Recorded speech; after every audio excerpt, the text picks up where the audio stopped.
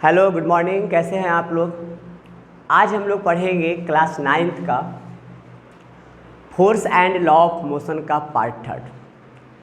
Part 1 में हमने force की चर्चा की, पार्ट 2 में हमने law of motion and tension को पढ़ा।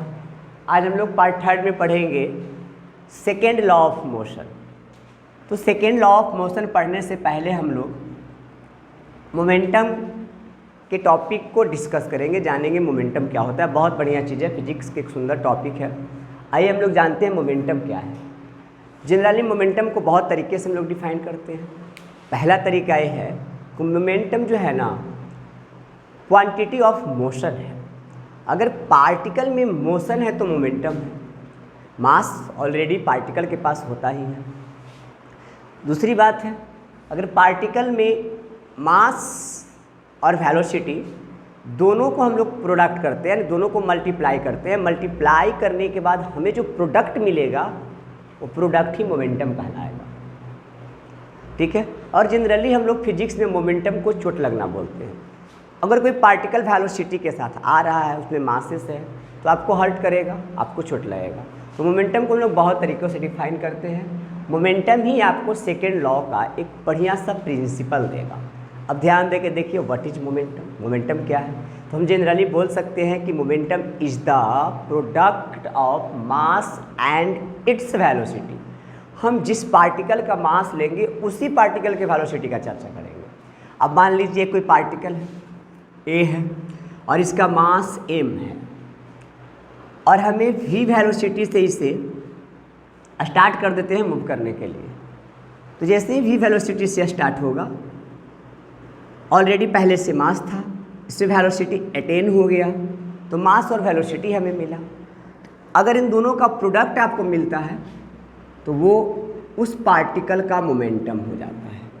फिर से एक बार सुनिए, मोमेंटम क्या है? तो मोमेंटम किसी पार्टिकल में मास और वेलोसिटी का, बस उसी पार्टिकल के वेलोसिटी का प्रोडक्ट है। उसे हम लोग मोमेंटम के नाम से जानते हैं, मोमेंटम बोलते हैं। ठीक है। या आप सीधे बोल सकते हैं momentum is the quantity of motion. Momentum किसी पार्टिकल के मोशन का क्वांटिटी है। जैसे पार्टिकल में हमने देखिए मोशन लाया, जैसे ही मोशन लाए, मास के साथ मल्टीप्लाई हुआ और एक तरह का मोमेंटम बना दिया, तो इसे हम लोग मोमेंटम बोलते हैं। जनरली मोमेंटम को पी से डिनोट करते हैं। अब मोमेंटम का स्टार्टिंग वर्ड एम है, लेकिन पी का इसका डिनोटेड चिन्ह है। जनरली हम लोग मोमेंटम को पी से डिनोट करते हैं। ठीक है। तो यहाँ पे लिख देंगे हम लोग पी बराबर एम वी। ध्यान दे के देखिए, पी बराबर एम वी। अगर हमें इसके एसआई यूनिट की चर्चा करें, एसआई यूनिट की बात करें, तो जनरली तरीके से हम लोग एसआई यूनिट इस तरह से निकालते हैं, एसआई यूनिट ऑफ पी। तो पी बराबर एम वी है आपका, एम वी। पी बराबर m के जगह आप m का ऐसा यूनिट लिखेंगे, तो m का ऐसा यूनिट kg होता है, और वेलोसिटी का ऐसा यूनिट होता है मीटर पर सेकेंड। तो मोमेंटम का ऐसा यूनिट जो होता है kg मीटर पर सेकेंड होता है। एक इसका और छोटा सा यूनिट जानते हैं, सीजीएस यूनिट, काम का चीज, सीजीएस यूनिट ऑफ p।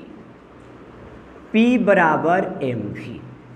ठीक है। जनरली फॉर्मूला बार बार अप्लाई करेंगे, आप फॉर्मूला आपको याद भी हो जाएगा।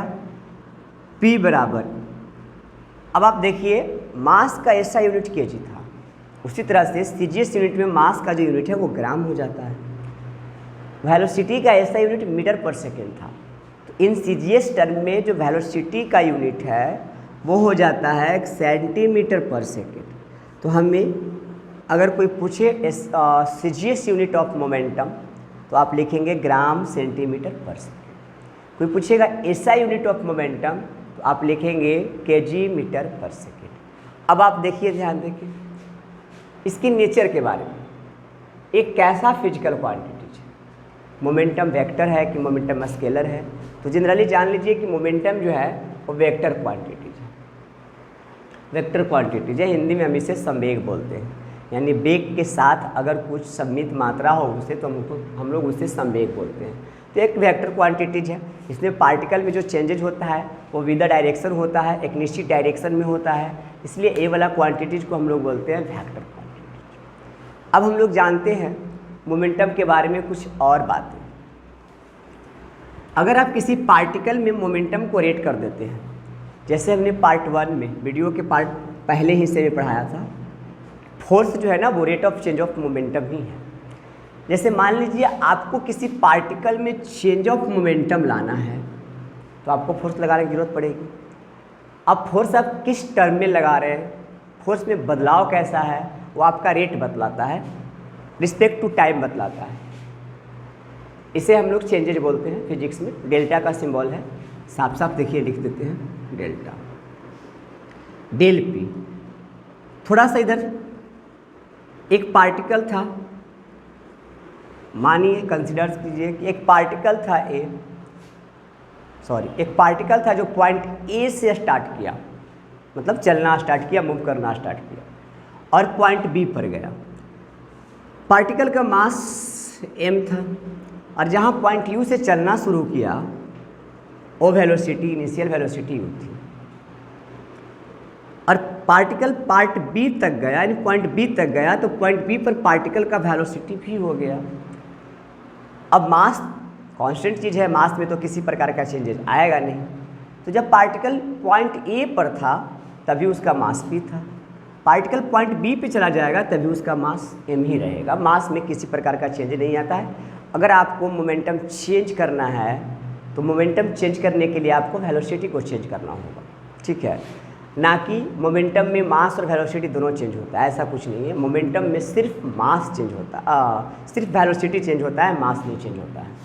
तो जब पार्टिकल पॉइंट ए पर था, उसका वेलोसिटी u था, मास m था, तो यहाँ का मोमेंटम जो है वो p1 बराबर mu बनेगा।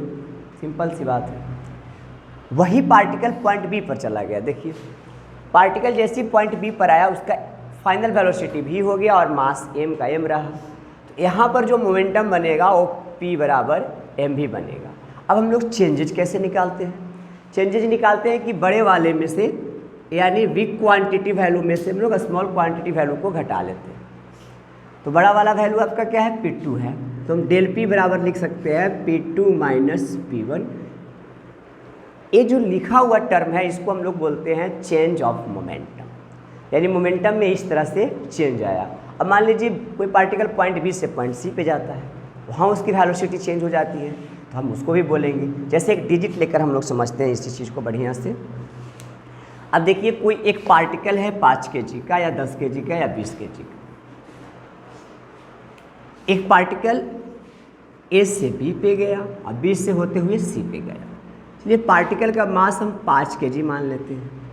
तो पार्टिकल अगर पॉइंट ए पे रहेगा तो 5 kg का रहेगा, पॉइंट बी पे चला जाएगा तो 5 kg का रहेगा, पॉइंट सी पे चला जाएगा तभी भी 5 kg का रहेगा। मास चेंज नहीं करता है। अब मान लीजिए पार्टिकल जब पॉइंट ए पे था तो वो रेस्ट में था, रेस्ट में था तो इनिशियल वेलोसिटी इसकी 0 हो जाएगी। पार्टिकल कुछ समय के बाद पॉइंट बी पे पहुंच जाता है, पॉइंट बी पे जाते जाते पार्टिकल का जो वेलोसिटी है वो 10 मीटर पर सेकेंड हो जाता है।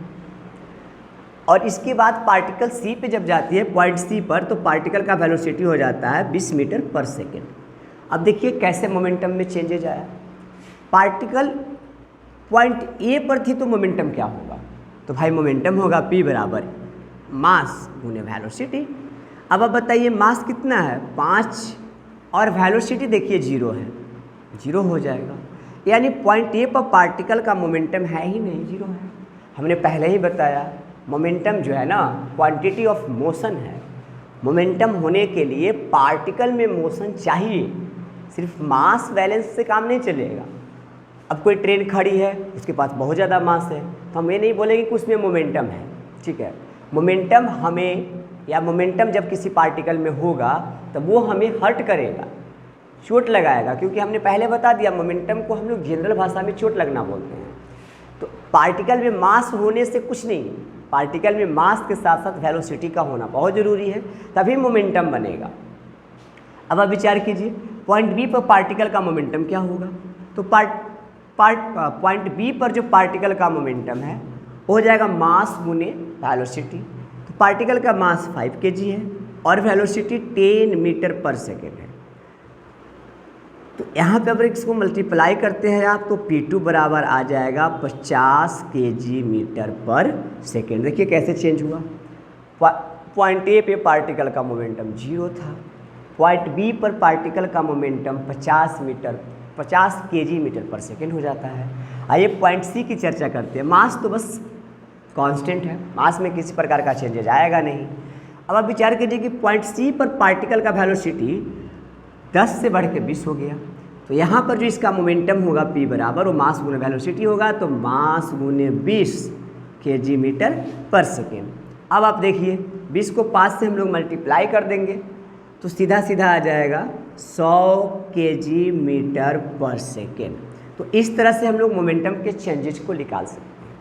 अब आपसे पूछेगा कि पॉइंट ए और बी के बीच में क्या चेंजेज हुआ मोमेंटम में, तो आप सीधे 0 और 50 में सब्ट्रैक्शन निकालेंगे, तो 50 माइनस 0 यानी इन दोनों के बीच में 50 kg मीटर पर सेकेंड का चेंजेज आया है मोमेंटम में। अगर आपसे पूछेगा पॉइंट ए बी और सी के बीच में क्या मोमेंटम का चेंजेज है भाई, तो पॉइंट बी और सी के जो मोमेंटम का चेंजेज है यहाँ पर कितना है, बी पर 50 kg मीटर पर सेकेंड, और पॉइंट सी पर जो मोमेंटम है वह है 100 kg मीटर पर सेकेंड।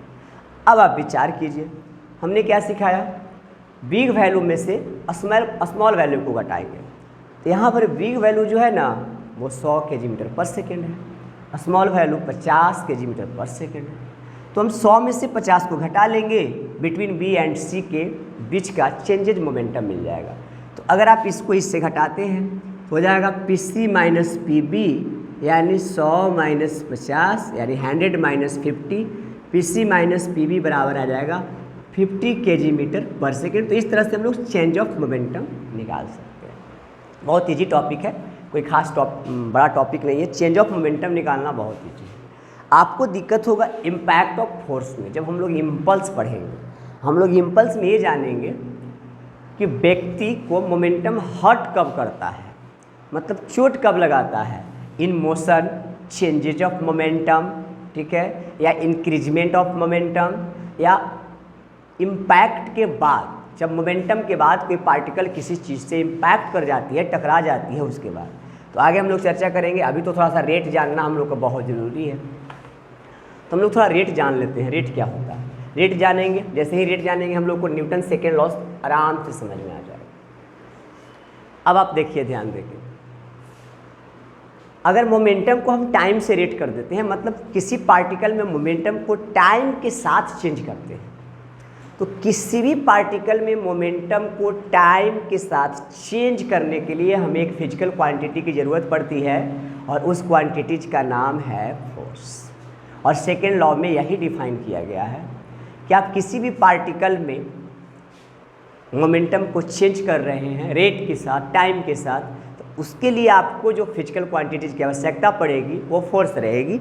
और आपको जितना ज़्यादा मोमेंटम में चेंजेज लाने होंगे उतनी ज़्यादा फोर्स की जरूरत पड़ेगी, या जितना कम मोमेंटम में चेंजेज लाना होगा उतना कम मोमेंटम के फोर्स की जरूरत पड़ेगी। यानी सीधा सीधा ये रिलेशन बनता है कि हो सके जो मोमेंटम है ना वो जो फोर्स है वो rate of change of momentum के डायरेक्टली प्रोपोर्शनल है।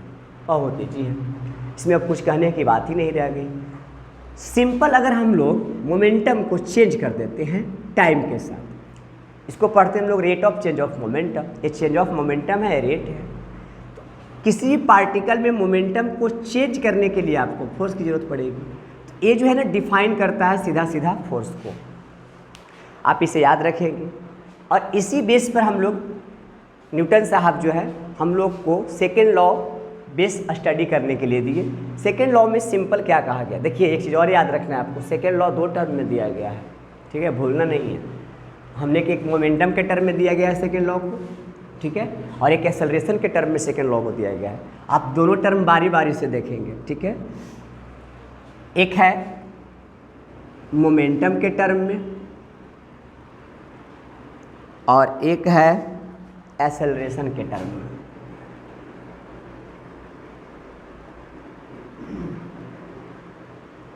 ये दोनों टर्म अलग अलग है, ध्यान देंगे आप, ठीक है।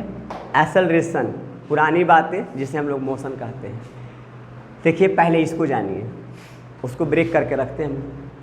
न्यूटन साहब यानी सर आइजैक न्यूटन के अनुसार जो मोशन सेकेंड लॉ है, यानी सेकेंड लॉ ऑफ मोशन जो है वो हम लोग को ये बोलता है कि आप अगर किसी पार्टिकल में एक्सेलरेशन प्रोड्यूस करना चाहते हैं, एक्सेलरेशन प्रोड्यूस करते हैं, तो पार्टिकल में प्रोड्यूस एक्सेलरेशन जो है ना वो फोर्स के डायरेक्टली प्रोपोर्शनल होगा। मतलब समझिए, आपको अगर किसी पार्टिकल में ज़्यादा मोशन लाना है, उसे ज़्यादा दूर तक फेंकना है, ठीक है, जैसे एक पार्टिकल है, हमें इसको यहाँ फेंकना है तो थोड़ा कम फोर्स लगाएंगे, इसी पार्टिकल को हमको यहाँ फेंकना है तो थोड़ा और फोर्स लगाएंगे, इस पार्टिकल को थोड़ा और दूर फोर्स फेंकना है तो इससे थोड़ा सा ज़्यादा और फोर्स लगाएंगे। मतलब हमको पार्टिकल का मोशन जैसे जैसे जैसे बढ़ाना होगा, यानी पार्टिकल में एक्सेलरेशन को जैसे जैसे बढ़ाना होगा, हमें फोर्स उतना ज़्यादा लगाना पड़ेगा। यानी अगर कोई पार्टिकल में हम एक्सेलरेशन प्रोड्यूस कर रहे हैं तो जाहिर सी बात है कि उस पार्टिकल में हमारे द्वारा किए गए एक्सेलरेशन जो है ना, प्रोड्यूस किए गए एक्सेलरेशन जो है वो हमारे द्वारा लगाए गए फोर्स के डायरेक्टली प्रोपोर्शनल होगा। एक बार फिर से समझिए, अगर आप किसी पार्टिकल्स में एक्सेलरेशन प्रोड्यूस करते हैं, सम यानी कोई भी पार्टिकल में एक्सेलरेशन प्रोड्यूस करते हैं, तो आपको इसमें एक्सेलरेशन प्रोड्यूस करने के लिए फोर्स लगाने की आवश्यकता पड़ेगी।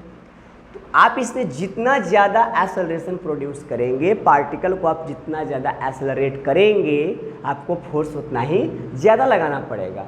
यानी उस पार्टिकल के अंदर जो प्रोड्यूस एक्सेलरेशन है वो फोर्स के डायरेक्टली प्रोपोर्शनल है। बस इतनी सी बात याद रखना है। सेकेंड बात आइए, सेकेंड बात जस्ट अपोजिट है। अगर आपको हम एक बात बोले कि आप 5 kg के पार्टिकल को एक्सेलरेट कीजिए, ठीक है, ये 5 kg मास है, रिलेशन समझेंगे आप। आपको ये बोला जाए कि आप 5 kg के पार्टिकल को एक्सेलरेट करें, थोड़ा सा कम करेंगे। आपको बोला जाए 1 kg के पार्टिकल को एक्सेलरेट करते, आप थोड़ा सा ज़्यादा कर देंगे। 5 kg के पार्टिकल जो है ना 1 kg की अपेक्षा में कम एक्सेलरेट होगा आपसे, मतलब ये ज़्यादा दूर तक आप इसे नहीं फेंक सकते हैं, इसमें आप ज़्यादा एक्सेलरेशन प्रोड्यूस नहीं कर सकते हैं। अगर हम 5 kg की जगह बढ़ा के 10 kg कर दें, बोले इसमें एक्सेलरेशन प्रोड्यूस करके दिखाइए, तो आप ऑब्जर्व करिए कि आप 1 और 5 kg से कम एक्सेलरेशन 10 kg में प्रोड्यूस करेंगे। अगर थोड़ा और इसकी क्वांटिटी बढ़ा दें 20 kg, तो हम जैसे जैसे मास की मात्रा बढ़ाएंगे ना, मास की क्वांटिटी बढ़ाएंगे किसी फिजिकल क्वांटिटीज में, ये मास को हम जैसे जैसे इंक्रीज करेंगे, वैसे वैसे आप जब इस पार्टिकल के अंदर एक्सेलरेशन प्रोड्यूस करेंगे तब वो घटते जाएगा। यानी जैसे जैसे मास बढ़ेगा वैसे वैसे एक्सेलरेशन का क्वांटिटी क्या होता है, घटते जाता है। तो आप बढ़िया से समझिए, इस टर्म में सबसे पहली बात क्या हुई कि आपको किसी पार्टिकल में अगर फोर्स प्रोड्यूस करना है तो फोर्स प्रोड्यूस करने के लिए पार्टिकल में आपको उतना ही मास लगाना पड़ेगा। अगर आपको उतना ही फोर्स लगाना पड़ेगा। अगर आपको किसी पार्टिकल में एक्सेलरेशन प्रोड्यूस करना है ड्यू टू मास, तो मास जैसे जैसे बढ़ेगा पार्टिकल में एक्सेलरेशन वैसे वैसे घट। तो हम लोग इस तरह से इसे मैथमेटिकल टर्म में लिखते हैं। अब देखिए, दोनों चीज़ें हम समझ गए, एक्सेलरेशन के साथ फोर्स का क्या रिलेशन है, एक्सेलरेशन के साथ मास का क्या रिलेशन है। एक्सेलरेशन किसी पार्टिकल में जितना ज़्यादा फोर्स अप्लाइड होगा उतना ज़्यादा प्रोड्यूस होगा, लेकिन मास जैसे जैसे बढ़ेगा एक्सेलरेशन वैसे वैसे घटेगा। इस इक्वेशन को आप फर्स्ट मान लें और इसको सेकंड मान लें, ठीक है। सिंपल याद रखना है कि आप अगर किसी पार्टिकल्स के अंदर एक्सेलरेशन प्रोड्यूस कर रहे हैं तो फोर्स जो है एक्सेलरेशन का डायरेक्टली प्रोपोर्शनल होगा, directly proportional to the force and inversely proportional to the mass. ये दोनों एक्सेलरेशन के रिलेशंस हैं। आप दोनों इक्वेशन को अगर मिलाएंगे तो हो जाएगा A directly proportional F upon by M. अब देखिए, एम को हम लोग ए से गुना कर देंगे और सीधा सीधा लिखेंगे एफ डायरेक्टली प्रोपोर्शनल ए में, ठीक है। अब क्या हो जाएगा, एफ बराबर के ए में। हमें यहाँ के का किसी प्रकार का कोई वैल्यू नहीं दिया गया है, इसीलिए हम लोग के का यूनिट वैल्यू रख देते हैं। तो हमारा के का जो यूनिट वैल्यू है वो 1 होता है। आपको हम निकालना सिखा देते हैं, आप यूनिट वैल्यू यहाँ से निकाल सकते हैं। देखिए, एफ के जगह पर 1 न्यूटन रखिएगा, सिंपल। के को के छोड़ दीजिएगा और एक केजी के जगह मास के जगह पर 1 kg रखिएगा और ए की जगह पर 1 मीटर पर सेकेंड स्क्वायर रखिएगा। इसका मतलब ये हुआ कि आपको किसी पार्टिकल में 1 न्यूटन फोर्स अप्लाइड करने के लिए, ठीक है ना, किसी 1 kg के पार्टिकल पर 1 मीटर पर सेकेंड स्क्वायर का एक्सेलरेशन प्रोड्यूस करना पड़ेगा। या आप अगर किसी 1 kg पार्टिकल पर या पार्टिकल में 1 metre per second square acceleration produce करना चाहते हैं तो आपको उस पार्टिकल पर 1 न्यूटन फोर्स लगाना पड़ेगा। ये 1 न्यूटन का डिफाइन भी होगा, एक बार और सुन लीजिए, आप बहुत ध्यान से सुनिए, याद हो जाएगा। आपको किसी 1 kg के पार्टिकल में एक्सेलरेशन यानी प्रोड्यूस करने के लिए, acceleration 1 metre per second square produce करने के लिए 1 न्यूटन फोर्स लगाना पड़ेगा आपको, ठीक है।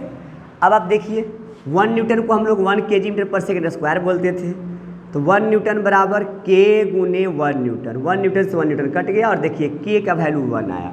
तो k का यूनिट वैल्यू हम लोग यहाँ से निकाल कर रखते हैं क्योंकि न्यूटन साहब किसी प्रकार का इसमें कांस्टेंट ऐड नहीं किए थे। तो अब आप यहाँ से लिख सकते हैं f बराबर k के जगह 1 और गुने ma, तो f बराबर हो गया ma। ये है second law of motion in acceleration, यानी एक्सेलरेशन के टर्म में ये सेकेंड लॉ ऑफ मोशन हो गया। अब हम लोग पढ़ते हैं टर्म इन मोमेंटम। मोमेंटम के टर्म में सेकेंड लॉ ऑफ मोशन क्या कहता है? मोमेंटम के टर्म में सेकेंड लॉ ऑफ मोशन ये बोलता है कि अगर आपको किसी पार्टिकल में मोमेंटम को चेंज करना है बिटवीन रेट के साथ, ठीक है ना, तो आपको उस पार्टिकल में फोर्स लगाना पड़ेगा। आप जितना चेंजेज लाएंगे पार्टिकल में मोमेंटम को, आपको उतना ही ज़्यादा फोर्स लगाना पड़ेगा। यानी सीधे सीधे ये बोला गया है कि the rate of change of momentum, the rate of change of momentum to the directly proportional of force, यानी हमारा जो फोर्स है वो डायरेक्टली प्रोपोर्शनल है rate of change of momentum. कोई बड़ी चीज़ नहीं है, ध्यान देके देखिए। डेल पी को हम लोग चेंजेज मोमेंटम मानेंगे। अब इसको हम लोग क्या करेंगे, ए वाले पार्टिकल में जो मोमेंटम आया है वो रेट ऑफ चेंज है फोर्स के साथ। जब जब हम लोग देखिए इसको हम लोग प्रोपोर्शनल बोलते हैं, याद रखना है। और जब जब फिजिक्स में हम लोग इसे हटाते हैं वहाँ पे 2 वैल्यूज, एक बराबर और एक के को ऐड करते हैं, ठीक है। यहाँ पे एक हमें क्वेश्चन याद आ गया, आप हमें बताएंगे कौन से साइंटिस्ट इक्वल टू का खोज किए थे। कमेंट बॉक्स में ज़रूर बताइएगा अगर आपको आता है तो, ठीक है। नहीं आता है तो कोई बात नहीं, एक आध ऐसा वीडियो आएगा जिसमें हम सारे और चीज़ें जो हम लोग यूज करते हैं, पॉइंट, लॉग, डेसिमल्स वगैरह, उसको बता देंगे। लेकिन अगर आपको आए तो ज़रूर बताइएगा। एफ डायरेक्टली प्रोपोर्शनल के साइन को हमने रिमूव किया, एफ बराबर के और डेल पी बटे टी हो जाएगा। यहाँ के का वैल्यू हमने 1 रखा है, ये भी सेकेंड लॉ ऑफ मोशन है, तो यहाँ भी के का वैल्यू 1 ही हो जाएगा। तो हमने अगर के बराबर 1 रख दिया तो क्या हो जाएगा, एफ बराबर 1 इंटू डेल पी बटे टी, यानी एफ बराबर डेल पी बटे टी हो जाएगा। आप इसे भी डेरिवेट करके यहाँ तक ला सकते हैं, कोई दिक्कत नहीं है, हम डेरिवेट करके आपको दिखाते हैं। एक बार ये समझ लीजिए, सेकेंड लॉ ऑफ मोशन जो है मोमेंटम के टर्म में क्या बोलता है। मोमेंटम के टर्म में सेकेंड लॉ ऑफ मोशन बोलता है कि the rate of change of momentum जो है ना, वो किसी भी पार्टिकल में फोर्स के डायरेक्टली प्रोपोर्शनल होगा। लेकिन जो पार्टिकल में चेंजेज होगा, जैसे आप इसमें पार्टिकल में मोमेंटम को चेंज कर रहे हैं, तो इसमें जो चेंजेज होगा ना वो फोर्स के डायरेक्शन में होगा। समझिए बढ़िया से इस चीज़ को, लास्ट लाइन जो है फोर्स के डायरेक्शन में, मतलब आप किसी पार्टिकल पे इधर की ओर फोर्स लगा रहे हैं 10 न्यूटन, तो पार्टिकल के मोशन में जो चेंजेज आएगा ना वो इधर की ओर आएगा। तो सेकेंड लाइन में भी याद रखना है। फर्स्ट लाइन तो ये हुआ कि किसी भी पार्टिकल में the rate of change of momentum जो है वो directly proportional to the force है, और जो पार्टिकल में चेंजेज आ रहा है मोमेंटम का, वो चेंजेज जो है ना डायरेक्शन ऑफ फोर्स होगा, यानी फोर्स के डायरेक्शन में होगा। हम पार्टिकल पे जिधर की ओर फोर्स अप्लाइड करेंगे, पार्टिकल में चेंजेज भी वही डायरेक्शन में आएगी, ना कि हम लोग फोर्स इधर अप्लाई किए और चेंजेज इधर की ओर आएगा, ऐसा नहीं होगा। यानी आपकी जो चेंजेज मिलेगी rate of change of momentum का, वो फोर्स के डायरेक्शन में मिलेगा। तो ये न्यूटन का सेकेंड लॉ बोलता है। इसे आप थोड़ा देर और डेरिवेट करेंगे तो कुछ इस तरह का फॉर्मूला मिल जाएगा। अब आपको ये दिखाई दे रहा होगा कि न्यूटन फर्स्ट लॉ में हमने डिफिनेशन का चर्चा किया, यानी कि फोर्स क्या होता है। अब देखिए इसको थोड़ा देर डेरिवेट करें, एफ बराबर del P upon by del T, F बराबर, इसको हम लोग ऐसे लिखेंगे, अभी हम थोड़ा देर पहले बताए थे आप लोगों को कि कैसे मोमेंटम को हम लोग चेंज करते हैं एक पॉइंट से दूसरे पॉइंट पर, और अपॉन बाई टी हो जाएगा एफ बराबर M V minus M U upon by T हो जाएगा। एम कॉमन कर लीजिए क्योंकि हमने पहले बताया एम कांस्टेंट होता है, बदलता वेलोसिटी है, चेंजेस वेलोसिटी आती है। तो v minus you upon by T, हमने इक्वेशन ऑफ मोशन में फर्स्ट वीडियो जब हम यूट्यूब पे डाल रहे थे तो सबसे पहले हमने इसी चीज़ को पढ़ाया था, इक्वेशंस ऑफ मोशन को। v minus you upon by T जो है ना rate of change of acceleration. अगर आप किसी पार्टिकल में वेलोसिटी को चेंज करते हैं तो हमें उस पार्टिकल में एक्सेलरेशन मिलता है। तो हम ए वाले पूरे टर्म को ए मान लेंगे, यानी ए मान नहीं लेंगे, ये होता है, तो आपको मिलेगा एफ बराबर एम ए। अब यहाँ तक जान लिए तो थोड़ा सा और जान लीजिए क्या होता है। हमें ये जो चेंजेज है फोर्स के डायरेक्शन में मिलेगा, पहला बात याद रखना है।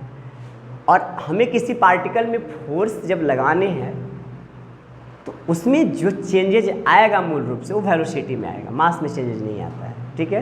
वैसे हम जनरली आपको मोमेंटम में भी समझाए थे कि यहाँ भी पार्टिकल का मास नहीं चेंज कर रहा है, यहाँ भी पार्टिकल का जो है ना वेलोसिटी चेंज कर रहा है। वेलोसिटी चेंज करने के कारण मोमेंटम बना है। तो आपको याद रखना है कि हम लोग फोर्स को इस तरह से डिराइव भी कर सकते हैं न्यूटन सेकेंड लॉ के माध्यम से। तो न्यूटन फर्स्ट लॉ जो था, यानी न्यूटन के फर्स्ट लॉ के स्टेटमेंट में फोर्स को डिफाइन किया गया था। मतलब सीधा था, अगर इसमें एक्सेलरेशन 0 है तो ए पार्टिकल अपना पोजीशन चेंज नहीं करेगा, ठीक है। अगर रेस्ट में है तो रेस्ट में रहेगा। अगर ये पार्टिकल मूव कर रहा है सपोज करिए और इसकी वेलोसिटी चेंज नहीं हो रही है, तभी भी ये पार्टिकल में एक्सेलरेशन 0 है। मतलब ये पार्टिकल चाहेगा कि हम एक्सेलरेट ही करते रहें, मूव ही करते रहें। तो न्यूटन फर्स्ट लॉ में ये बोला गया था कि कोई भी पार्टिकल अपना पोजीशन इटसेल्फ चेंज नहीं करता है जब तक उस पर कोई बाहरी यानी एक्सटर्नल अनबैलेंस फोर्स अप्लाई ना किया जाए। ये गैलीलियो साहब का मेन थ्योरी था, आपको याद रखना है। तो न्यूटन फर्स्ट लॉ जो है ना वो इनर्शिया के बेस पे आधारित है। मतलब ये कई सीधा बोलिए तो इनर्शिया के थ्योरी से चुरा कर लाया गया है, और न्यूटन साहब उसमें थोड़ा सा एक पॉइंट ऐड करके और उसे न्यूटन फर्स्ट लॉ का नाम दिए हैं। याद रखना है, न्यूटन फर्स्ट लॉ हम लोग को फोर्स का डिफिनेशन देता है, न्यूटन सेकेंड लॉ हम लोग को फोर्स का डेरिवेशन देता है, मतलब फोर्स का फॉर्मूला देता है कि हम लोग फोर्स को कैसे डिराइव कर सकते हैं। यहाँ पे एक और चीज़ समझिए, फोर्स लगाने के लिए आपको कम से कम 2 पार्टिकल की जरूरत पड़ेगी, ठीक है, कम से कम 2। इंट्रैक्शन तभी होगा जब आपको 2 पार्टिकल मिलेंगे, फोर्स उसमें तभी लगेगा जब उसमें 2 पार्टिकल मिलेंगे। देखिए एक एफ लिखा हुआ है, एक बराबर में ए में लिखा हुआ है। बराबर आप समझ रहे हैं वो बैलेंस है, ठीक है। अगर हम बराबर को हटा देंगे तो अनबैलेंस हो जाएगा। और बैलेंस होने के लिए किसी भी क्वांटिटीज पर नेट फोर्स 0 होना चाहिए, ये समझिए, ठीक है। जैसे आप एक पार्टिकल को आगे की ओर 10 न्यूटन फोर्स लगा रहे हैं और पीछे की ओर भी उस पार्टिकल पे 10 न्यूटन का फोर्स लग रहा है, आप बताइए इसका नेट फोर्स कितना है? एफ नेट 0 है। तो पार्टिकल बैलेंस की स्थिति में है, पार्टिकल के स्टेट में किसी प्रकार का चेंजेज नहीं आ रहा है। अब मान लीजिए एक पार्टिकल है जिस पर 20 न्यूटन का फोर्स आगे लग रहा है और 80 न्यूटन का फोर्स पीछे लग रहा है, तो एफ नेट जो है ना वो 60 न्यूटन है, नेगेटिव 60 न्यूटन लिखिएगा, डायरेक्शन चेंजेज है। अब बताइए एफ नेट इस पे 0 है? नहीं है। जब एफ नेट जब तक 0 नहीं होगा तब तक पार्टिकल बैलेंस के पोजीशन में नहीं होगा, ठीक है।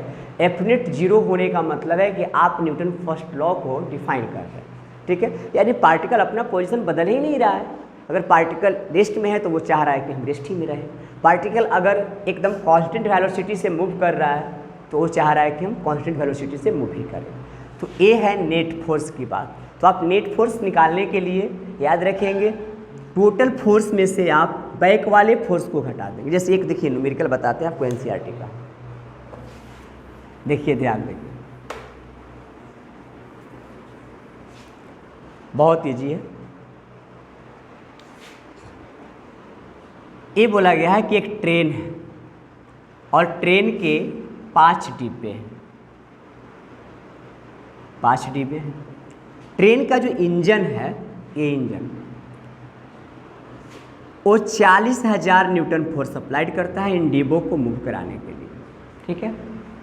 और इन डिब्बों का जो पहिया है वो 5,000 न्यूटन फ्रिक्शनल फोर्स लगाता है। ध्यान देकर समझिएगा, फ्रिक्शनल फोर्स। प्रत्येक जो डब्बे हैं, जितने डब्बे हैं ए 5, सब डब्बे का मास 2000 kg दिया गया है। बहुत सिंपल है। तो बताएं कि नेट फोर्स क्या होगा इंजन पर। कोई बात नहीं, आप जरा विचार करिए, इंजन इन डिब्बों को खींचने के लिए, ठीक है, कितना न्यूटन का फोर्स अप्लाइड कर रहा है। 4 लिखा गया है, 40,000 न्यूटन है, आप भूले नहीं, ठीक है, 40,000 न्यूटन है, ठीक है। और इनके जो पहिए हैं वो फ्रिक्शन फोर्स लगा रहे हैं कितने न्यूटन, 5,000 न्यूटन। आप विचार करें, ये 40,000 न्यूटन आगे की ओर अप्लाइड हो रहा है, ठीक है। और जो फ्रिक्शन फोर्स है उसका डिफिनेशन आप कहीं ना कहीं पढ़े होंगे कि फ्रिक्शन फोर्स हमेशा मोशन के अपोजिट में लगता है। अपोजिट डायरेक्शन ऑफ मोशन वाले फोर्स को लोग फ्रिक्शनल फोर्स बोलते हैं, फोर्स ऑफ फ्रिक्शन बोलते हैं। तो ये आगे खींच रहा है 40,000 न्यूटन से भैया, और इन जो पहिए हैं वो 5,000 न्यूटन पीछे की ओर फोर्स लगा रहे हैं।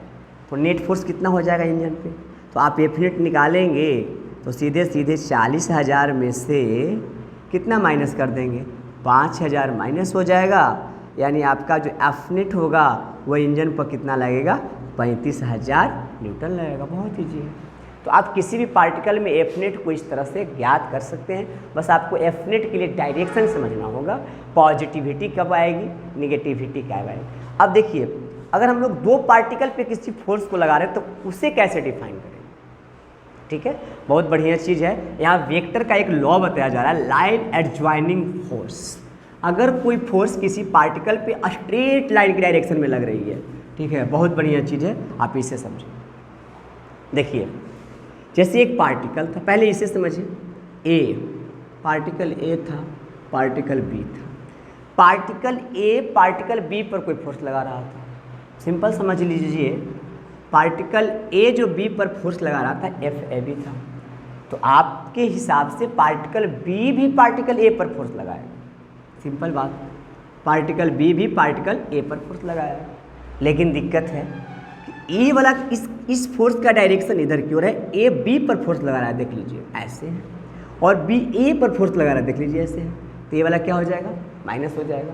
ये बैलेंस कंडीशन में है। देखिए, आप ध्यान देखिए, आप मैथ में लिखते हैं x + x = 0, x = -6, कोई दिक्कत नहीं है। हम इसी चीज़ को फिजिक्स में लिखते हैं, FAB + FBA = 0।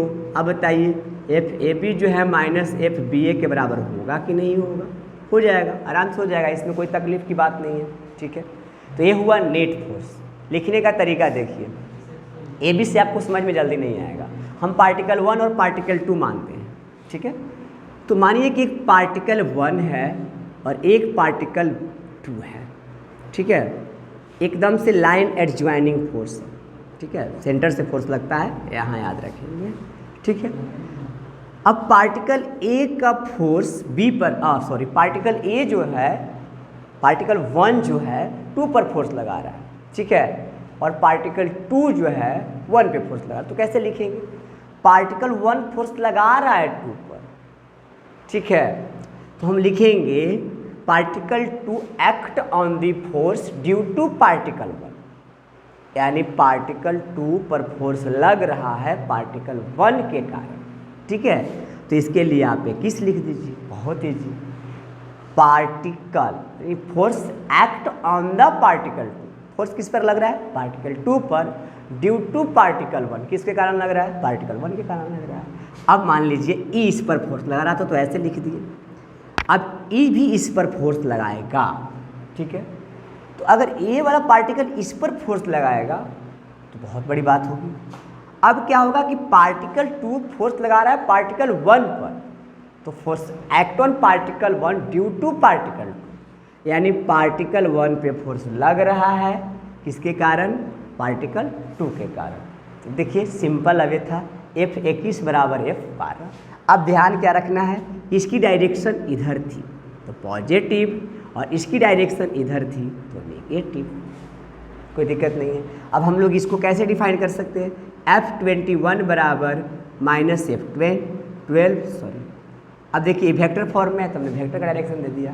अब ए वेक्टर का डायरेक्शन तो गलत ही है, इधर से होगा, क्योंकि ए फोर्स पार्टिकल 1 पार्टिकल 2 पर फोर्स लगा रहा था, इसमें पार्टिकल 2 पार्टिकल 1 पे फोर्स लगा रहा है। बहुत ईजी है। तो इस तरह से हम लोग बैलेंस फोर्स का समझेंगे। एक और चीज़ है, थोड़ा सा फनी है लेकिन अच्छा समझ में आएगा आप लोग। मान लीजिए 2 पार्टिकल पहले से एक दूसरे पर फोर्स लगा रहे थे, समझिए, डिजिट वैल्यू लेकर समझाएंगे इसको। पार्टिकल ए पार्टिकल बी पर 50 न्यूटन का फोर्स लगा रहा था, पार्टिकल बी भी बेचारा पार्टिकल ए पर 50 न्यूटन का फोर्स लगा रहा था। दोनों में अच्छे खासे रिलेशन थे और इन दोनों के बीच में एक पार्टिकल सी आ जाता है। अब आप समझिए, अब पार्टिकल सी पर पार्टिकल ए जो है ना वो 40 न्यूटन का फोर्स लगाता है, ठीक है। कभी ये नहीं समझना है कि अब पार्टिकल ए जो है ना पार्टिकल बी पर कम फोर्स लगाएगा, ठीक है। अभी भी पार्टिकल ए पार्टिकल बी पर उतना ही फोर्स लगाएगा चाहे particle C D E F जो आ जाए। इसको हम लोग लाइन एडजॉइनिंग फोर्स बोलते हैं, ठीक है। यही नेट फोर्स है, यानी इन दोनों के बीच में किसी थर्ड पार्टिकल को आने से इन दोनों के मैग्नीट्यूड ऑफ फोर्स में किसी प्रकार का कोई चेंजेज नहीं आता है। ये हमारा vector form of physical quantities बोलता है, ठीक है, कि अगर 2 क्वांटिटीज एक दूसरे पे पहले से जो फोर्स लगा रहे थे उनके बीच में अगर तीसरा चौथा पांचवा कोई भी क्वांटिटीज आ जाता है तो इन दोनों के फोर्स में किसी भी प्रकार की कमी नहीं आएगी, आपको याद रखना है। तो इस तरह से हम लोग फोर्स के मैग्नीट्यूड और डायरेक्शन को आराम से समझ सकते हैं। चलिए अब हम लोग इसी में मोमेंटम के कुछ टॉपिक्स को छोड़ दिए थे उसे पढ़ते हैं। मोमेंटम के टॉपिक में सीधा सीधा बोला गया था कि आपका rate of change of momentum जो है वो फोर्स के बराबर। ये बहुत बड़ी बात है, आप इसे बढ़िया से समझें ताकि आपको परेशानी, कुछ क्वेश्चंस हैं इसके बेस पे आपको दिया जाएगा, टेंशन ना लीजिए। Rate of change of momentum, momentum में बात आती है आगे चल के conservation of momentum, changes of momentum, ठीक है। तो इसमें एक वर्ड जोड़ दीजिएगा, इम्पैक्ट ऑफ फोर्स, इसको हम लोग इम्पल्स भी बोलते हैं, ठीक है। आप जो बोल सकते हैं कोई दिक्कत नहीं। इम्पैक्ट ऑफ फोर्स, अगर आप इम्पल्स जानना चाहते हैं, इम्पल्स कुछ नहीं है, इम्पल्स को हम लोग आई बोलते हैं और उसमें फोर्स और टाइम को मेंशन किया गया है, वेलोसिटी की बात नहीं हुई है। मतलब समझिए, अगर कोई व्यक्ति एक्सीडेंट कर रहा है, ठीक है, तो सबसे पहले मान लीजिए कि व्यक्ति अगर गाड़ी से जा रहा होगा, ठीक है, व्यक्ति का वेलोसिटी 0 से 20 हुआ होगा और 20 से 40 हुआ होगा। मान लीजिए 40 से 100 कर लिया होगा, एक्सीडेंट होने के लिए 100 चाहिए ही चाहिए ना। अब 0 से 20 था, 20 से 40, 40 से 100 हो गया। ये व्यक्ति जब तक एक्सीडेंट करेगा तब तक नहीं मरेगा, समझिए। चेंजेज कर रहा है वेलोसिटी को, मोमेंटम चेंज हो रही है। मोमेंटम चेंज होने से कोई पार्टिकल नहीं मरता है या कोई चीज़ में टकराव नहीं है, हर्ट नहीं होता है, ठीक है, जब तक इसमें इम्पैक्ट नहीं आएगा, ठीक है। अब इम्पैक्ट को समझने के लिए आप टाइम को बढ़िया से समझेंगे, ठीक है। अब देखिए, अगर मान लीजिए ये व्यक्ति अपना मोमेंटम चेंज करने के लिए वेलोसिटी चेंज कर रहा है, 0 से 20 कर दिया, 20 metre per second, 20 metre per second से 40 मीटर पर सेकेंड कर दिया, 100 कर दिया। इस व्यक्ति को थोड़ी ना कुछ हो रहा है, बस इसमें सिर्फ मोमेंटम चेंज हो रहा है, ठीक है। इसमें कुछ कब होगा, जब ये किसी पार्टिकल से जाके टकराएगा, यानी ये किसी पार्टिकल पे जाके अपना फोर्स अप्लाइड करेगा और फोर्स अप्लाइड करते समय गलती से अगर टाइम कम कर लिया तो ये सीधा ऊपर मिलेगा। टाइम अगर बढ़ जाता है तो थोड़ा बहुत चोट इसको लगेगा।